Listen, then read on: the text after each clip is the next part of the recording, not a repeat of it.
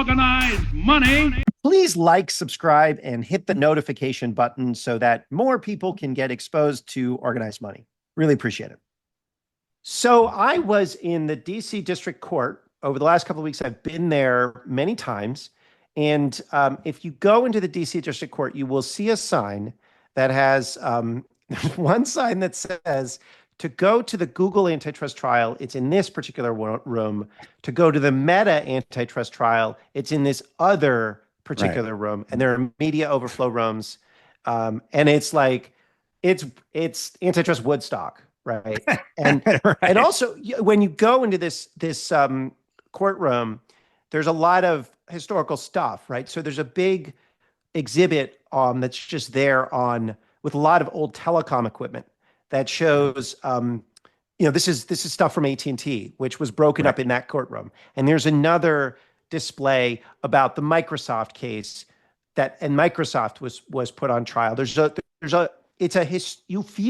feel the history. And this is probably the most important time of antitrust, or a couple of weeks of antitrust law in 100 years. I mean, really, it's hard to overstate the amount of antitrust litigation that's going on, and important antitrust litigation that's going on. And that's what we're going to talk about today. It's amazing. I'm trying to figure out what the exhibits will be for Google and Facebook. It'll be just like a cat video playing on a loop.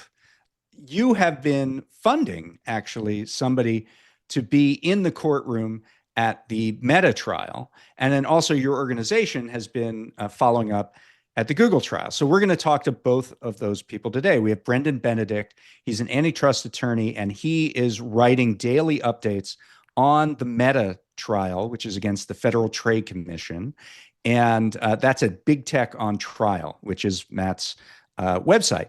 And then we have Laurel Kilgore. She's an attorney with the American Economic Liberties Project, and she is doing a lot of work, mostly on Twitter and Blue Sky and places like that, attending the Google remedy trial. Google's already been found a monopolist in search, and this will figure out what the penalty is going to be. So they're, in the arena.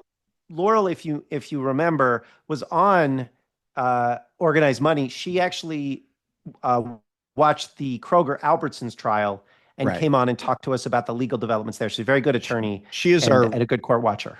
She is our roving courtroom correspondent here at Organized Money. And so it's great to have her. Great to have Brendan. It's a great conversation. Check it out right now, Organized Money. Well, welcome back to the show, Laurel. This is you were the first guest on Organized Money who's been here more than once. You are a two-timer. We'll get you a smoking jacket to that effect. Thank you for being here again. And Brendan Benedict, welcome to Organized Money. Thanks for having me. Good Absolutely. to be back. Great. So for those of in our audience who may not be following this quite as closely as you two are, I think we should maybe just lay out what these companies are accused of doing. So why don't we start with you, Laurel, and Google. What is Google accused of here? Well, Google wasn't just accused, it's been found guilty of maintaining a monopoly over search. So, essentially breaking the internet. So part of what Google did in the very beginning was on its own merits of building through innovation and investing in employees and new technology. But at a certain point, it started to cheat to get ahead and stay ahead through a lot of different means, but including in particular by having these contractual agreements with distributors. So basically OEMs, which are like basically companies that make smartphones, for example, or Apple, which makes the iPhone. So Samsung, Apple, other companies like that, and it would insert provisions into those contracts saying that Google has to be the exclusive search app that is available on that phone, and there would often be sort of a payment, like a bribe, in order to do that. So that's essentially what Google was accused of. So like when I open my new iPhone and I like type something in the browser, it just automatically just goes through Google, right? That's right. So it automatically goes to Google. And then it also makes it, it ended up making it very hard for people to switch who wanted to switch. So you have to go through like 14 different steps in order to get a different search engine on your phone, which also depresses competition, makes it much harder for rivals to gain scale through, it's very valuable, when you type in a search query into that bar, that gives that, the search company a lot of information that it can use to improve its searches. And so when Google sort of cheated by preventing other companies from even getting access to that data by, if people wanted to try those different search engines, they could, put that data on the phone, and that would help improve the quality of the other search engines and help them compete. So So breaking now, the internet and bribery. That's so the two things. they were found liable, and now we're in a situation. So, well, a Monday. Well, I guess we're taping this on Tuesday. Yesterday, so Monday was the first stage of the remedy, right? So, tell us about like how the trial works. Right. So there's a multi-week hearing about the remedies. So we're hearing there was a whole bunch of evidence already during the liability phase of the case, and some of that is directly useful in supporting and shaping the remedies. But in order to make sure that they are sort of bulletproof, really thought through in detail, there extra period of discovery that happened. So there were a whole bunch of extra depositions where other industry, competitors in the market were interviewed about how does, the competitive landscape look to them, what would make the marketplace more open and competitive, addressing, potential concerns like privacy, security, things like that. So each side, the DOJ and Google, got to interview witnesses, got to look at a whole bunch more documents, and also see the market kind of evolving in real time. So there were new additional contracts that Google was entering into and signing even after it had been found guilty. And so there was discovery about that. And now there's a hearing where the parties are going to argue about what the remedies should be exactly. And hoping that there will be a decision. Judge Mehta is saying that there should be a decision by August. Great. And then let's just skip over to the Facebook case for a second here. And Brendan, this one is fundamentally about acquisitions and not these special deals that were made, between a company and a distributor. So tell us about, what the Facebook case is about. Sure, yeah, you're right. The focus is on the acquisitions, and it's a pretty simple case. I think about it, there's two things that the FTC has to show. First, that Facebook, now Meta, is a monopolist, and we can talk a little bit later about the market that the FTC is claiming that Meta is a monopolist in. And then the second part is that it did something to maintain that monopoly on something other than competition on the merits. So really looking at whether the acquisitions of Instagram in 2012 and WhatsApp in 2014 were acquisitions of actual or potential competitors, which should be enough to show that it was maintaining its monopoly on something other than competition on the merits. The FTC calls this a buy or build choice, and rather than build to compete and build out some additional features to kind of keep its social networking monopoly, Facebook decided to acquire them instead and then became Meta.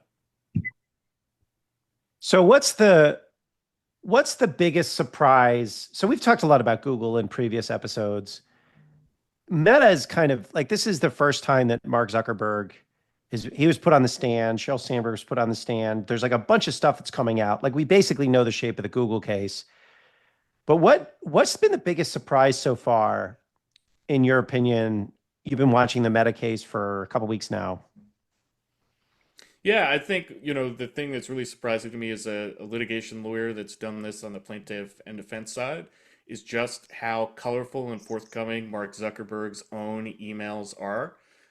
You sort of never see, a C-suite level person sending, a 10-page memo about anything.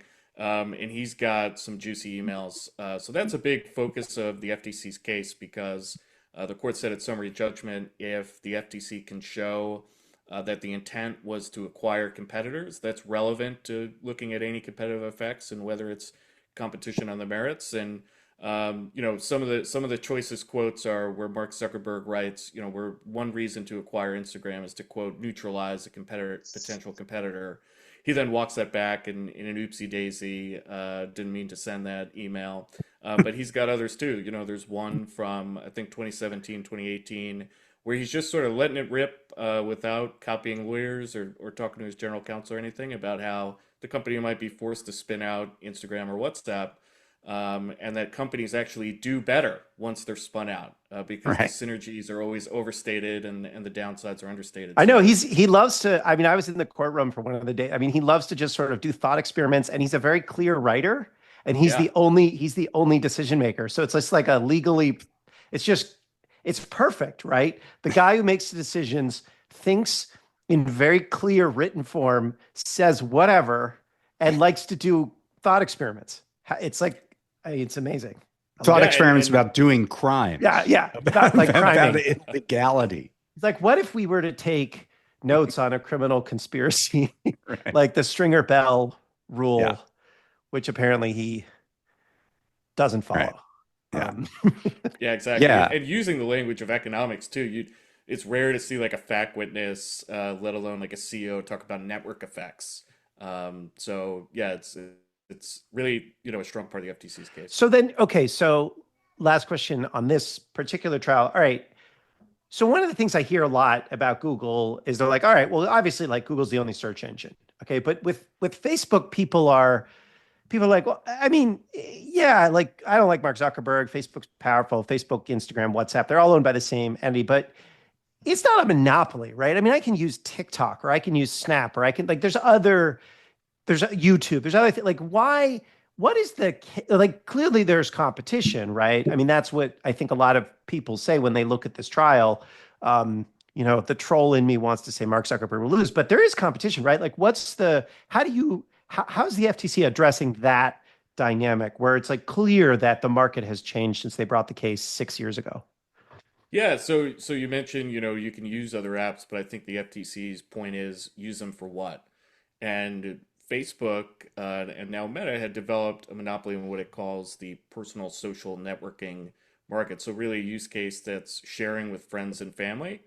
And there might be dimensions on which Facebook and TikTok do compete. Like we've heard a lot of testimony about how Meta developed Reels on Instagram and Facebook to compete against short form video from TikTok. Facebook has Marketplace, which in some ways competes against eBay, but that core use case of friends and family sharing, I think it is hard to argue that you can do that on TikTok. You don't have a profile. There's no groups. There's no events. There's no poke. So it's different in that sense. And even if there is competition for time and attention, that's Meta's theme. All these apps in some way compete for time and attention in the same way that reading a book and watching TV compete for time or attention. But the relevant antitrust question is that competition enough to discipline or change Meta's behavior on the product that we're actually talking about, which is the personal social networking. So a lot of that stuff then falls by the wayside. And that's why I think, some of Meta's experiments are actually a little silly because they look at blackouts of Meta apps. So what happens when the Instagram app is offline? Where do people go? And they've got charts showing that they spend a lot of time on TikTok. But it would be weird in an antitrust case if you were to assume that reading books competes with Netflix, and you Right. only looked at that when people's power was off.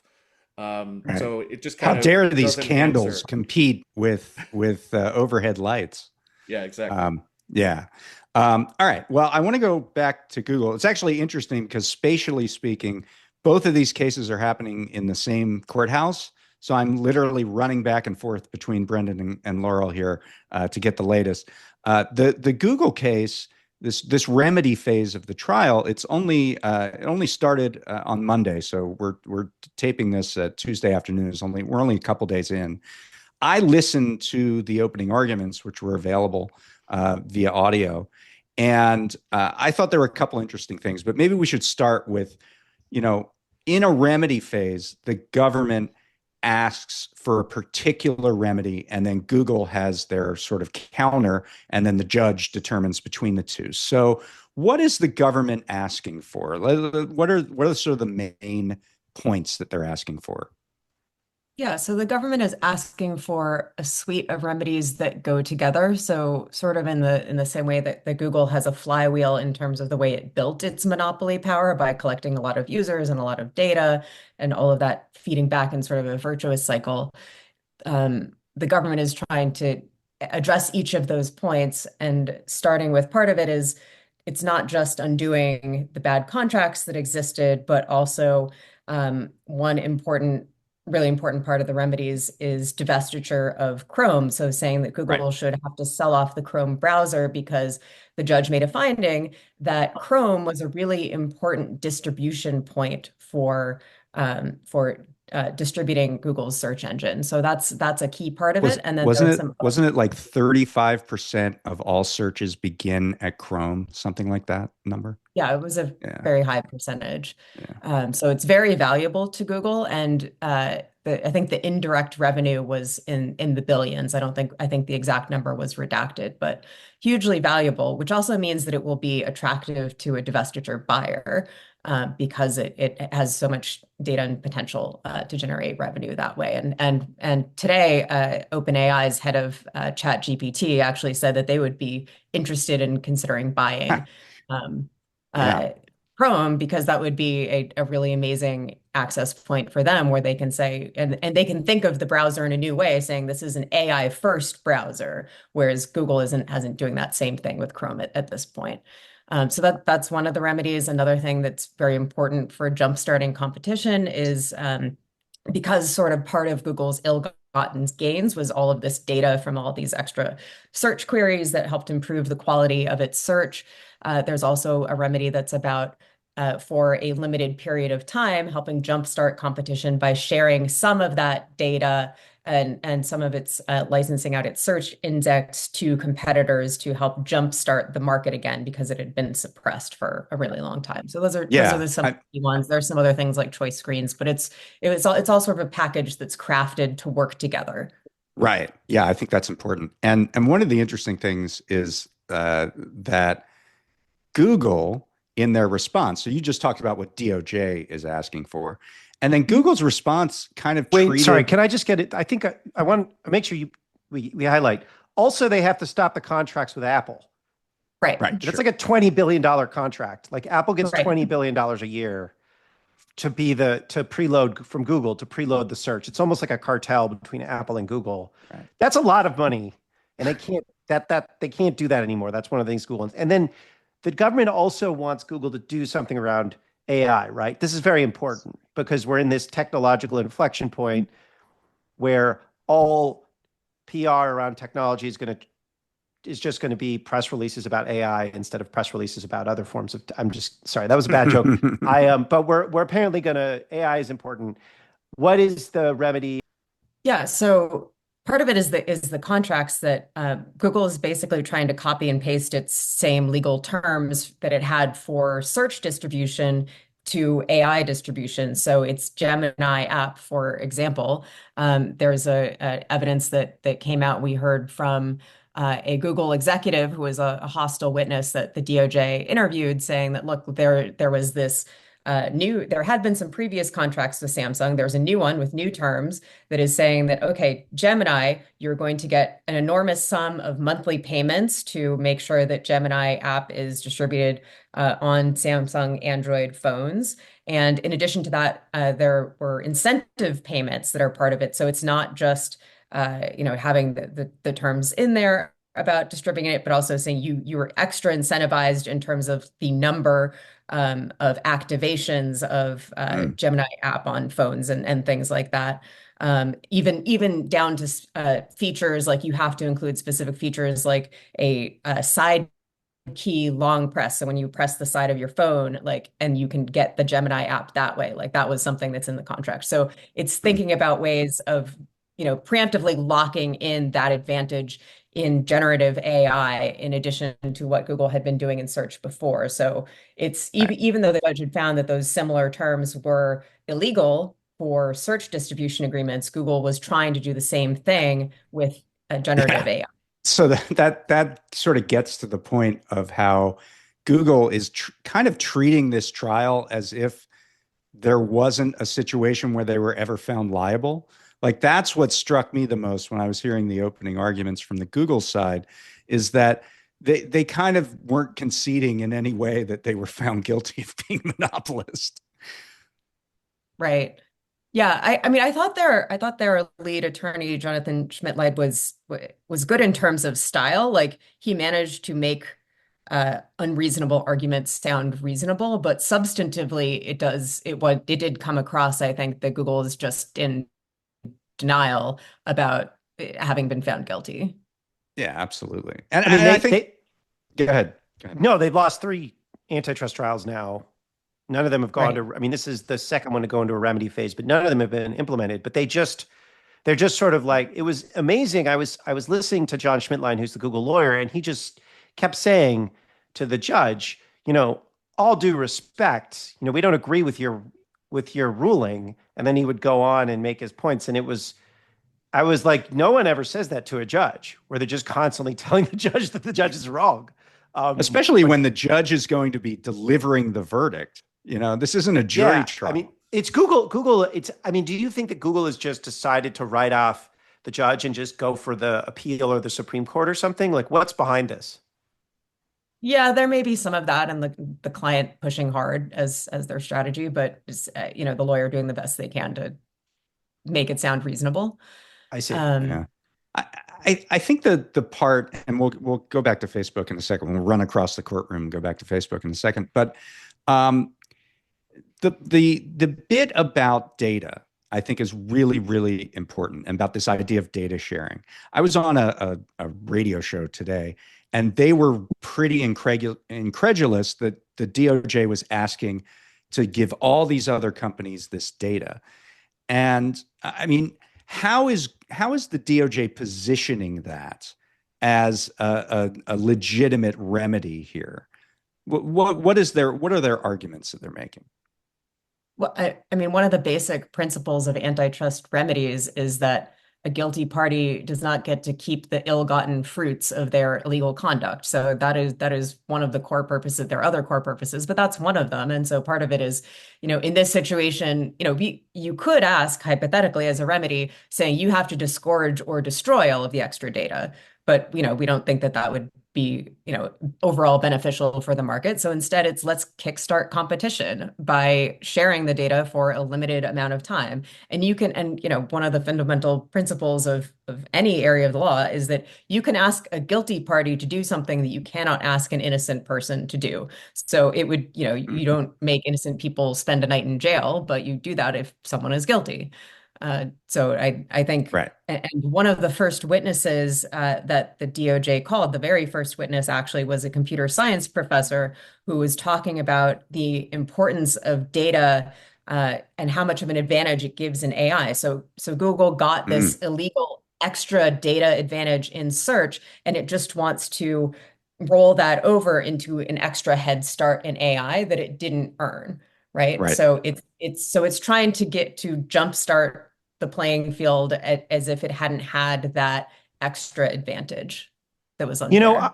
I want to highlight one point here, which is that there's data, but there's also syndication.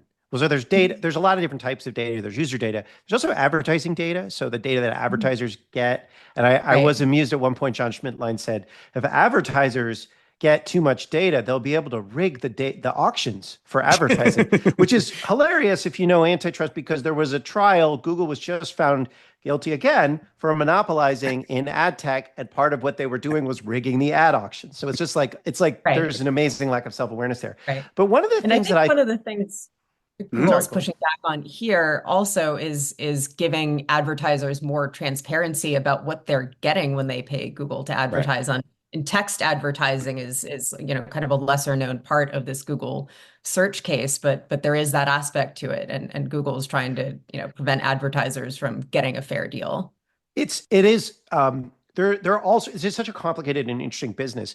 I guess one thing that as I was like learning about the remedy and thinking through it, I just have this sense of how cool it would be if the remedy got implemented, just in terms of being able to experience a different internet like that. You'd be able to see, because it's not just sharing data, it's also syndicating, right? So if you want to get Google's search feed right now, you can't.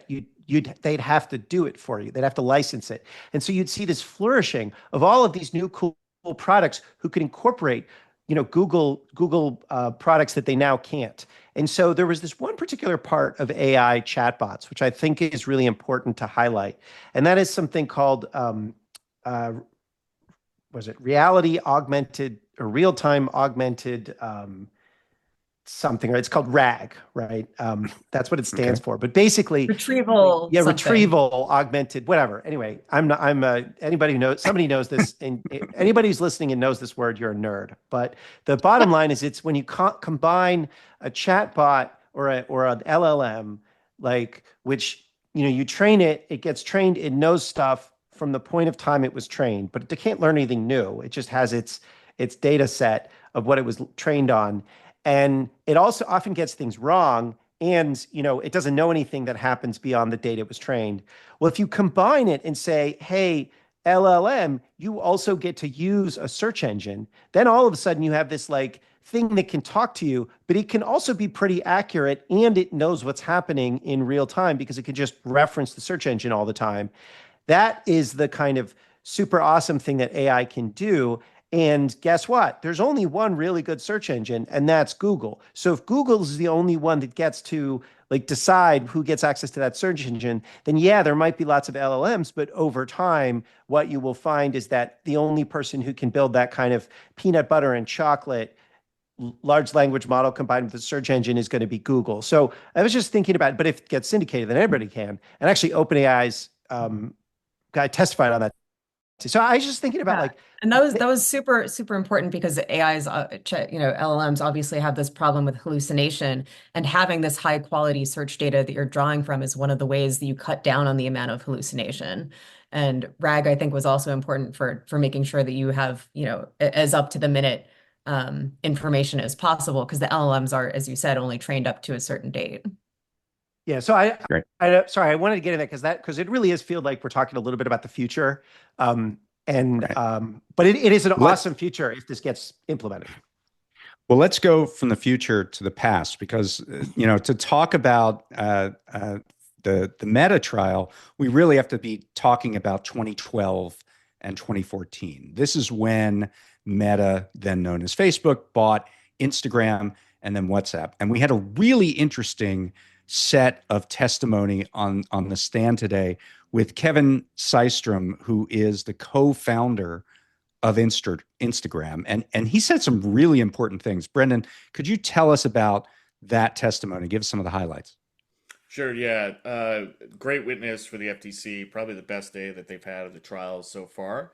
And he's just, not only somebody incredibly knowledgeable, but a good witness, and was sparring with Meta's attorney on cross in ways that were cracking up the media room, at least. So, he started when he co-founded Instagram. It was something else. The name now escapes me, but eventually it became focused on this photo sharing app, and a lot of I think it was Bourbon, right? That's right, yeah, but without all the vowels. Yeah, yeah.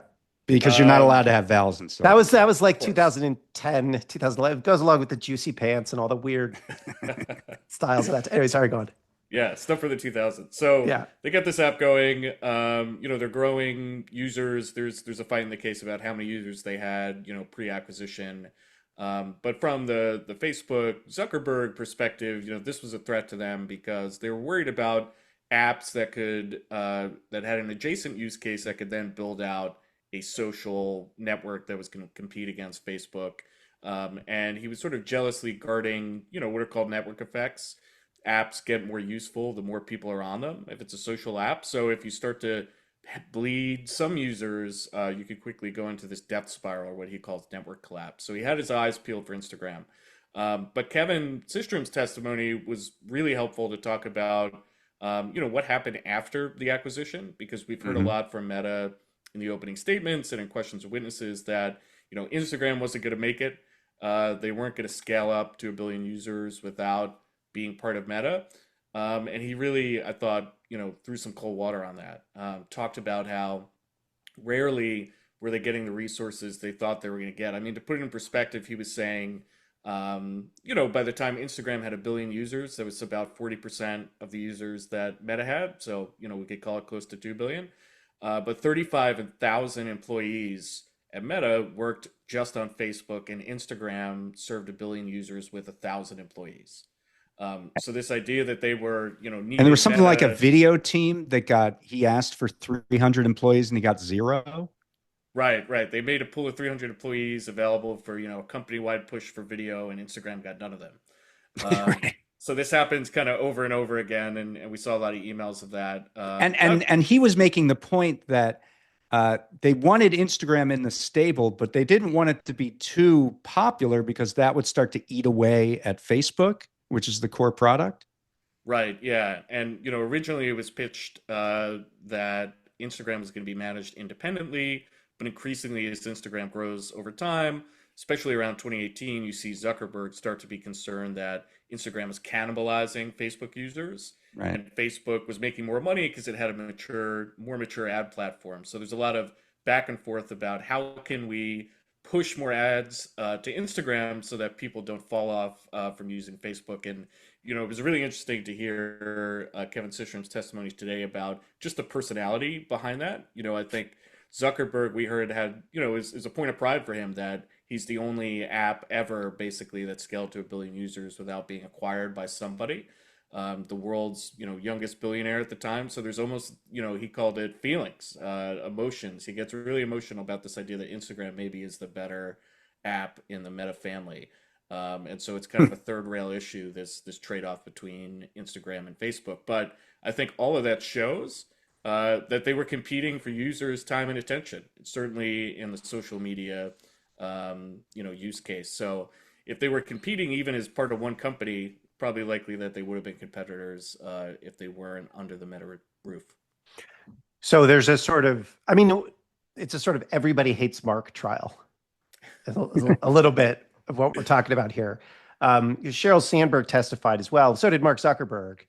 But part of the interesting, argument here is that Mark Zuckerberg could choose to invest in Instagram more or Facebook more, or he had all of this discretion because he had market power, right? There was nothing to discipline him. It's not like if he overinvested in Facebook and didn't put anything into Instagram, someone else would come in and take those users, right? That's kind of the case.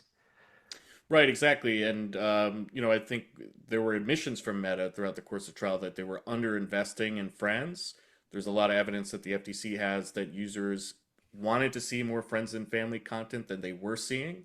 And then there's almost this, Kafka-esque defense where Meta says, well, friends and family sharing is such a small use case now because you have to see all this other stuff on Meta's platform. So most of the time that users spend now is watching video from people they don't follow or are not connected to, or they're seeing more ads. So the total amount of time that people spend on the platforms is increasing, but the absolute amount of time that they're spending on friends and family is the same. And so, the FTC sees that as a time tax. Basically, you have to spend more time seeing advertising to see what your friends and family are up to than you would have in a world where something was disciplining Meta's Like an behavior. ad load tax, I think is one expression I heard used. That's what Zuckerberg said, right? Yeah. He called it an ad load right. tax. So TikTok, when we're talking about this, a friend of mine was telling me how he's like, TikTok video editing tools are so much better than anyone else out there, right? This is an aside, but I was like, I always thought, well, one of the reasons that they're just so much better is because there really isn't, there's not any real reason for these companies to compete. And then here, all of a sudden, we have the co-founder of Instagram saying, Mark Zuckerberg didn't put the resources into video for Instagram and isn't very good at developing products. And that's why TikTok was able to come in and, develop in tools. fairness to Mark, he put a lot of resources into ad fraud and pretending that the videos were playing much longer than they were. But Everybody hates Mark. I want to get into how WhatsApp fits in here, because my understanding of what the government is saying, what the FTC is saying in this trial, is that WhatsApp has this it's basically a messaging tool for friends and family, and you can add, group texts and things like that.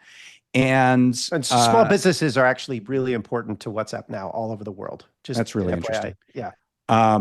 But the whole idea is that a social media site that would compete with Facebook could attach WhatsApp, very powerful messaging tool, and create a really strong competitor. Is that kind of what the mode of argument is here? I think there was one concern. I think the bigger concern is maybe the other way around, the idea that WhatsApp would then add features to become a Sure. social networking super app. So a lot of Zuckerberg's emails on this focus on some chat apps that are used in Asian countries, so like Kakao in South Korea. The FTC actually had the former CEO and founder of Kakao as one of their expert witnesses to Hmm. talk about, the viability of WhatsApp as a standalone business. So at the time that they are looking at acquiring WhatsApp, they have like 800 million users or something already, which is And phenomenal. very global, right? I mean, Right. much like higher penetration all over the world than in the U.S. I know when I talk to people who I happen to know in other countries, that's what they're using. Right. And so, that was kind of the model where, to take another example, I think it's WeChat in China starts as a messaging app, then they add a profile Mm, tab. Now you can do, banking transactions, you can play games within the app. It's kind of what Elon Musk wants to do with X, turn it into a super app that has right. all these different kind of features. So that was the concern with WhatsApp. And, what Meta is trying to show is that this was just the VCs going around town, kind of talking it up, trying to start a bidding war. Their WhatsApp's founders actually didn't really want to monetize. They never wanted to put ads on the platform. They had no designs to grow into a broader social network. And so this is just a complementary product where, no harm, no foul, nothing to see Right. here. And there's a little bit of truth to that. I think we see the Sequoia guys running around. Maybe they're leaking stories. Maybe they're causing run-ins where this junior WhatsApp employee just so happens to run into the head of business or business development at Meta 2 days before their meeting with Google, and that helps accelerate takeover talks. So that's been a key part of trial, but it's this idea that I think WhatsApp could use the big user base and then immediately flip a switch and become a social network. Got it. So this is the first time that Meta has been put on trial. So Google's gone through many antitrust cases, and there's been a lot that Mark Zuckerberg has gone through, but this is the first time that they were put on the stand for monopolization. There was a story about how the Trump administration was open to settling the case. So can you talk about that? Like, what's that? I mean, that was a Wall Street Journal story. It was obviously not public, but what is that about? Yeah, so sometimes you see this in big antitrust cases where the administrations change and there's an opportunity to settle. Happened with IBM when Reagan came into office. They ditched the IBM case in favor of breaking up AT&T. So I think Zuckerberg sense, there's another opportunity here with Trump. There's certainly a history there with Meta banning the sitting president from using their platforms after January 6th, but he started to make overtures. Let's say Meta donates $1 million to his inauguration committee. Meta puts Dana White on the board of directors. So there's this cozying up. They're sort of tweaking their DEI and content moderation policies and stuff like that. But there's this real interesting report from the Wall Street Journal that you mentioned where there's sort of two meetings. There's a meeting where Zuckerberg has an audience with the president, and then Trump sort of directs his team to start drawing up a settlement. But then he has another meeting with Andrew Ferguson, the chair of the FTC, with Gail Slater, the new head of DOJ Antitrust, where he blesses them going ahead with trial. And it's really the details that came out of that meeting that are eyebrow raising, because based on that report, it was the FTC that was actually demanding a payment from Facebook on the order of, I think $30 billion was the opening offer, plus a consent decree. We don't know what's in that consent decree based on the report, but it sounds like it's not a breakup of Meta. It's not necessarily a disgorgement of WhatsApp and Instagram. And then Mhm. there's this back and forth where Meta offers 450 million, the government comes down to 18 billion. Meta's last offer was 1 billion. It's not even clear, what the basis for that recovery would be. Is that some sort of civil penalty or fine that the FTC can assess? There's a Supreme Court case a couple years ago that said they don't have disgorgement power to get money when they Mhm. win an injunction. So, my concern, just seeing this as an outside observer, is this really just a shakedown for money? Because if the case were being prosecuted in a way that's, totally apolitical, you would think the focus is on doing what Laurel said about Google, getting disgorgement of the unlawful fruits. And here, that's certainly, I think, a divestiture of No, Instagram and WhatsApp. no, come on, come on, you Uh, cynic. Oh, no. All right, let's just go on. I just had to say that. Now we can go yeah. on. So, one of the statements that I think it was Gary Reback, who was one of the attorneys back in the day on the Microsoft case. He kind of came up with this idea that the trial is the remedy. That if Facebook and Google are tied up in this, they're going to be more careful. They're not going to move forward on some of the things they might want to move forward on otherwise. And we learned something interesting today in that realm. A couple things actually, but we'll start with this. So Perplexity, which is an AI firm, made an announcement that they will place their one of their products, essentially replacing Gemini, which is Google's AI chatbot, on Samsung and Motorola phones. Now, these are phones through the Android operating system, which is owned by Google. And it just seems to me there would be no way that this could have happened under the status quo where Google hasn't been found to be a monopolist. Laurel, how do you think that plays into this whole idea of the trial being the remedy? Like, is that what's going on here? Yeah, I think there's absolutely truth to that. I mean, we saw that with past monopolists with AT&T letting Microsoft or IBM letting Microsoft get its start, and then Microsoft, letting Google get its start. So, I think that there is very much, a company that has been a little bit uh, chastened by antitrust feels any kind of threat will change its behavior. But you still need strong court remedies in order to make sure that that lasts for a significant period of time, because Google could come back if nothing, if no remedy were imposed here, Right. Google could come back to Motorola and say, "Oh, sorry, we're going to threaten you again." Sure, absolutely. So And, I think it is a change that would not have happened but for the trial, but we still need more. and there's kind of a parallel with Meta, right? So at trial, the company has certainly said they compete with TikTok. If TikTok goes down, the Facebook and Instagram traffic spikes. Uh, and we know from Zuckerberg's testimony that they have a certain reaction when there is a company that is competing with them. But even though TikTok is currently for sale, Meta is not one of the companies that has made an offer. And there really haven't been a lot of Meta acquisitions lately. And it seems to me that if there wasn't for this trial, I don't know that that would be the case. It seems like that would be a natural for Zuckerberg to try to pick up TikTok and get rid of Reels and move on, having a huge market share in social media. Yeah, definitely. We actually saw some evidence too that they were looking at making an offer to acquire TikTok a number of years ago. And Zuck testified, that he didn't like the deal price or something, and he's a little shady about it. He's saying like, "Oh, we were really serious about TikTok because they're based in China." But I think there was a little bit of involvement there, and I think just passing the Protecting Americans from Foreign Adversary Controlled Applications Act, the TikTok ban. Yeah. Because if you can't acquire them, then bury them, right? Buy or bury.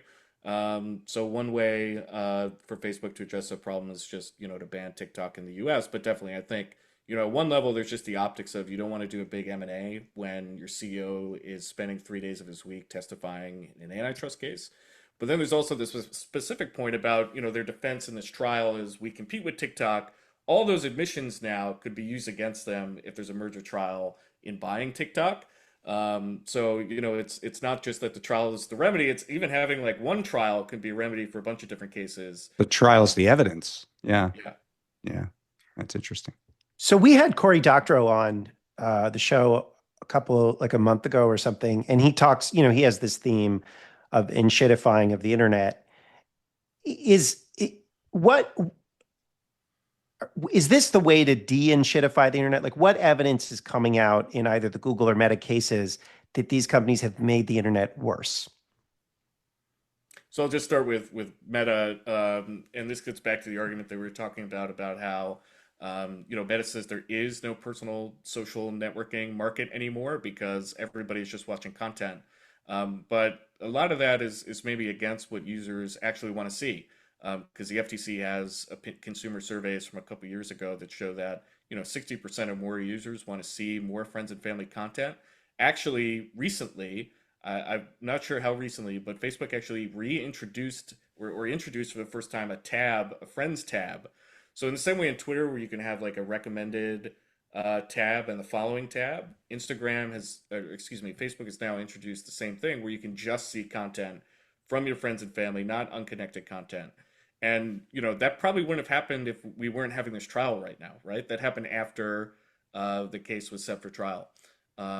So in terms of enshittification, it's this creating a higher ad load or time tax where you have to spend a lot more time wading through stuff you don't want to see to get to the stuff that you do want to see. That's an anti-competitive effect.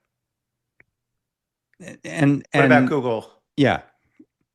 Yeah, well, I mean, I think real life experience shows that in Google search queries result in significantly more ads and less relevant content than they did even a number of years ago. And so more competition will mean that Google actually has to think about search quality and delivering good results. And also opening up, competition to indexes and taking these other measures to restore competition to the market can open up new types of search engines that aren't reliant on ads as much. So I use a subscription-based search engine called Kagi.com. So, if people get the option to choose that more easily, if they don't have to go through 14 different steps just to try that type of search engine, then they may like that more and they will get higher quality results that they can tailor to themselves without having ads, adversely impacting the quality of the ranking. So that's one possible direction that we could go. And in addition, privacy is also something else that Google would have to start competing on more seriously if there's more competition. Now, we mentioned before that Google just a few days before this remedies phase trial started was found liable for monopolizing ad tech markets. And Judge Emmett Mehta is going to figure out in this search case what the remedy should be. How does that other verdict and the fact that there's going to be other penalties in that ad tech case play into the decision that needs to be made in the search case? Do these two judges, Leonie Brinkema is the judge in the ad tech case, do they have to sort of coordinate now to figure out what the remedy would be and how best to monitor it and things like that? Yeah, that's a really good question. And I think that that's something that would probably be addressed at the level of the technical committee. Usually these remedies, like in the Microsoft case, there was a technical committee that would help resolve technical questions. And it's much like what already happens in trials where a judge will say, I don't want to deal with all of your discovery disputes. I will sort of outsource that to a magistrate judge who will handle the kind of day-to-day details of electronic discovery and all the technical questions about what search query terms you should be using or fair or not fair. So in a little bit, it's like kind of just outsourcing to say, look, there are these complicated technical questions. Each side will get to nominate someone who can be on this technical committee and resolve disputes and monitor to make sure during the period of time that the order is in effect that goes forward. So that's something where you could say, the judge could say that technical committee should have the ability to coordinate with a technical committee for some other remedy. So if it's ad tech remedy, Right. coordinating search remedies, so those different technical committees should be able to talk to each other, and which is helpful, especially if knowing that the defendant is trying to be evasive in one of the remedies. It's helpful for the other technical committee to know this is the pattern of the way they try to Right. explain ambiguities or ways that they're trying to cheat. Like that's just very It's helpful to making sure that the sure. remedy is actually effective. And yeah, I do think that that is something that the judges will need to consider. It's very funny. In the opening arguments, DOJ mentioned that Google considered a technical committee a violation of their due process rights, which, we're in the same Really novel courtroom where argument.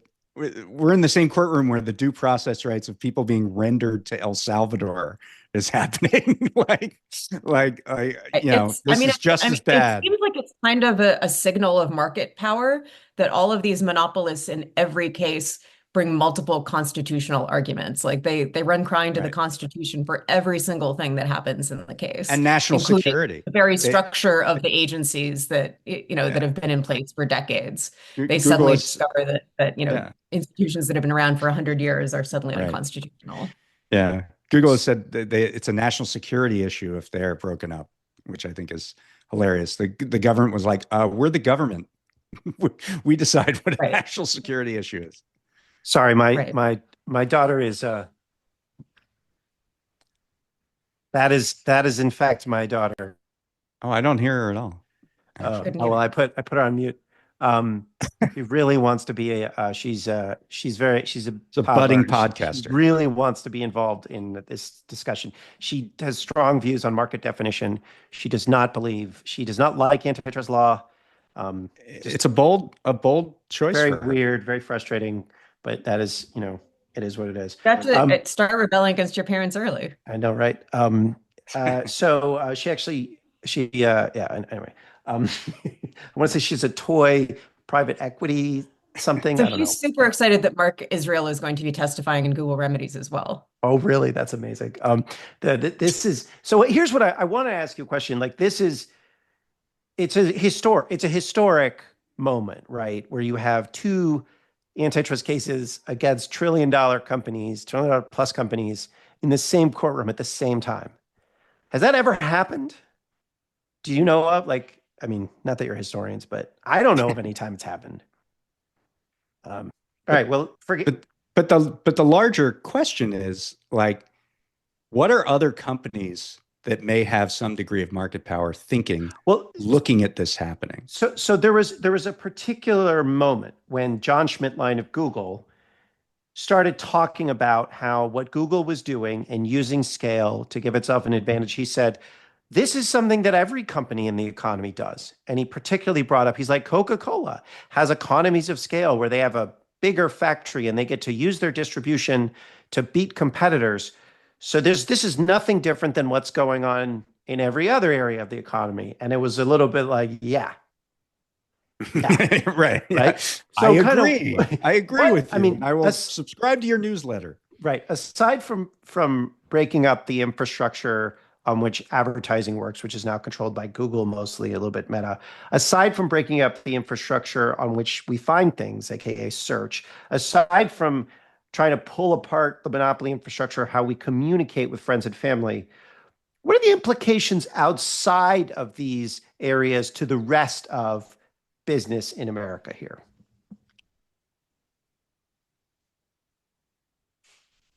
Well, Hopefully that you have to take the rule of law seriously, although that is a difficult statement to make in this moment. Go I'm ahead. going to say that again. I think you kind of cut in and out on that one. Just say the same thing. That companies should be taking the rule of law seriously in this moment, although I think that is kind of a difficult thing to say in this political climate. Yeah, I think, Matt, you said it before that back in the day, back when the antitrust laws used to be enforced, companies did business with this fear that the DOJ's antitrust division is lurking behind them, watching what they're doing. And I think since the 80s, that's kind of fallen by the wayside.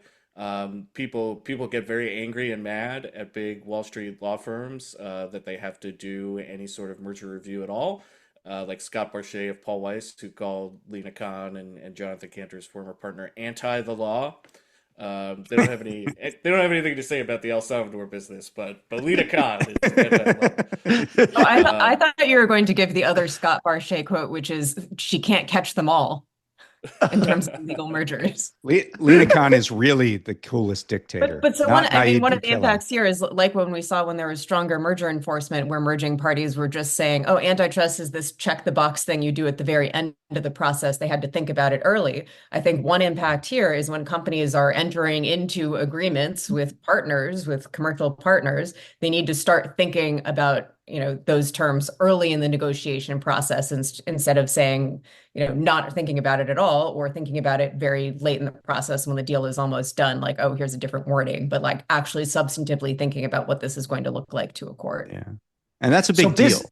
Right. I mean, this is in the newspapers. The the newspaper. I guess there's one left. Yeah, the newspaper. The newspaper. I mean, this is in the news, and I'm guessing if you're in business, you're reading about it, and you can call an antitrust attorney and say, hey, do I have a case here? And if you're thinking about a contract, you're thinking about doing something, now all of a sudden this body of law is relevant. So it's kind of changing all sorts of business behavior in a way that I think we may not. And it's not that you have to go looking for it as a market participant. Like if you are a successful big enough business, you already have existing relationship with those lawyers, and they are putting out client alerts to email newsletter blast to all of their clients saying you need to pay attention to this now. And maybe this is how you work around it, but at least you need to pay attention to this. Okay. Well, listen, we really appreciate you guys coming on.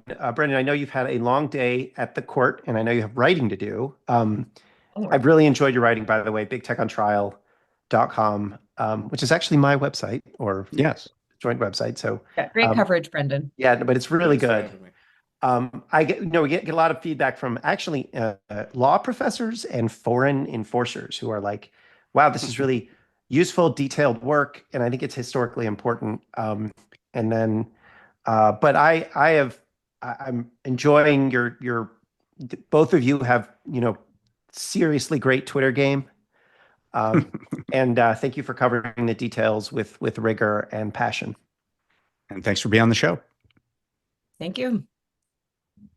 I found it kind of hard to get across to our audience at the Prospect that this is happening in the context of all of these flagrant breaches of the rule of law and the Constitution, that there's this other thing happening in sort of the political economy space that is really, really democratizing. Like it's very dissonant and hard to explain. How have you found it in talking to people? I found it's impossible to convey.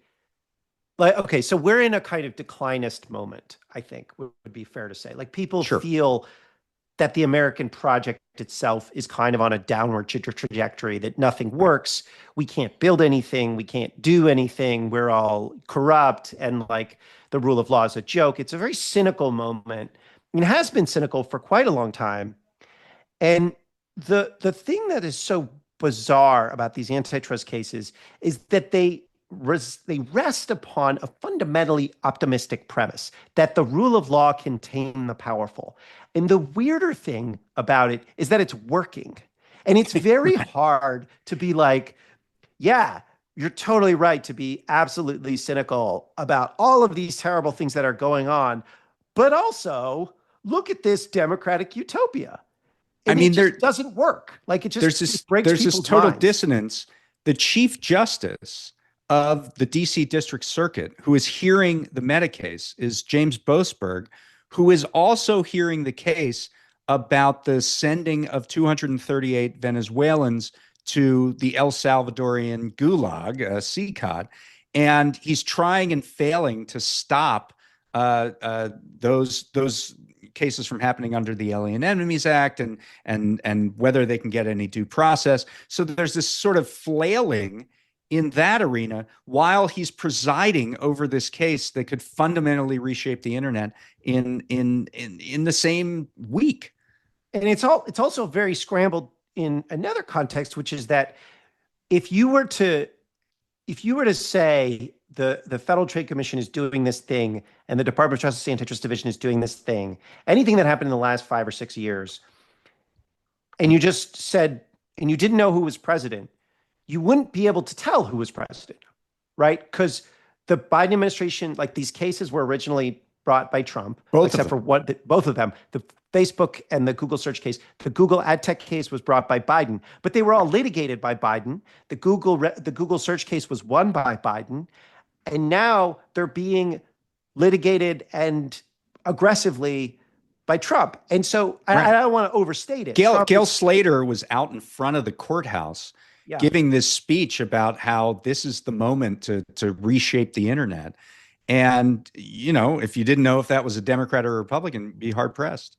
It's weird. And I don't want to overstate it because I think there are some long-term concerning trends about the Republicans and antitrust, mostly that they don't really believe in having a government. And you can want antitrust cases to happen, but if you don't have lawyers, they're not going to happen. But like, it is very strange that in every other context you see like trend lines going in one direction, and in this context you see trend lines going in a different direction. And I basically don't think it's possible to explain it to most. It's hard. People don't believe me. I mean, they kind of don't believe that these things are happening in concert. But I don't think Wall Street believes it either. I mean, that's the other thing is like, I have been told by multiple people that Wall Street just does not take these cases seriously. They don't think they matter. Right. And it's super weird. And I don't, Wall Street's wrong, right? I'm pretty confident because. And they have been in the past a number of times on antitrust in particular. They've been saying for years, oh, there's no way that the enforcers would even think of bringing a case. Then they start investigation. They're like, oh, well, there's no way that Congress is going to stop it. And then Congress gets behind it. And they're like, oh, well, they're not going to file a complaint. And then they file a complaint. They're like, oh, but the judges will stop it. And then the judges move it. And it's like, at every moment, they're just like, there's no way. And but it's just, it is so strange to see these cases climb the wall of doubt. Right. And I don't know whether they're going to get there. I hope. Yeah, I mean, the fact that it's dissonant and the fact that it keeps sort of climbing doesn't mean that there won't be a point in which they stop. That Trump says, "Go settle that case," or whatever. The judge rules against the government, or whatever happens. Right. Those are all possibilities. But there's an actual element of trying to govern that is present here that is just not present anywhere else in our country practically. And that was sort of true under Biden too. It's not like Biden was some amazing, on top of the ball thing. It was like there was like Lena Khan and Jonathan Cantor at the FTC and DOJ, and there was Rohit Chopra, and there were a couple of people here and there, but it mostly was this kind of like muck of stuff. And then a couple of people were very energetic, and it's different now, but some of the same dynamics kind of exist. At least this is the only place where you're seeing things that are an attempt to govern in any way, shape, or form that has any bearing. Anyway, it'll be curious if there's a political constituency behind it. If it sort of gives the taste of, yes, we want more of that. That's what I haven't seen quite yet. Certainly not out of the Republicans. And to an extent, not out of Democrats either. So, that I think will be the key going forward. I'm going to take the over on that one. I think there is a constituency group. You're seeing it. The businesses that are testifying saying we want a different internet. Like I do think I was talking in the political context, but you're in the business context. You're right. Yeah, and I think that's a political. And I think there is a, what happened, and I guess we shouldn't like what happened when. Reid Hoffman asked for Kamala Harris to fire Lena Khan, right? And then the whole Democratic Party banded behind Lena Khan, like not everybody, but the unions and like all and a lot of swing state senators and things. And, they that was a like kind of a moment when you did see a bunch of people saying, actually, we do like these kinds of things, and I do see a lot of like the Democrats are floundering, but you always flounder when you're out of power. So I do think there's a constituency for this stuff, and the proof is in the pudding. It's happening, and that if there weren't a constituency, it wouldn't be happening. True. All right, great stuff. We're going to keep following these cases. Obviously, the show's called Organized Money, after all, and we'll be back next week with some more great stories for you. Organized Money.